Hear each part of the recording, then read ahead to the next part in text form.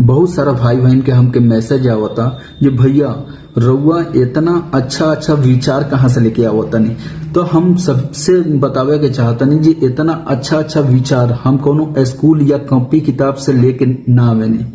ये अच्छा अच्छा विचार तबे उत्पन्न होला हर एक इंसान के जे वो इंसान के सिर्फ माहौल से ही ओके विचार उत्पन्न होला।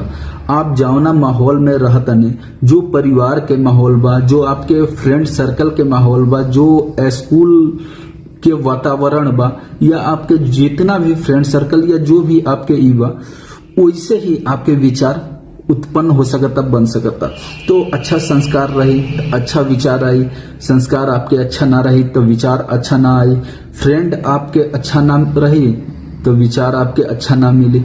तो ये सब डिपेंड करला सिर्फ विचार अच्छा कैला से आपके समाज या माहौल अच्छा नहीं खेला।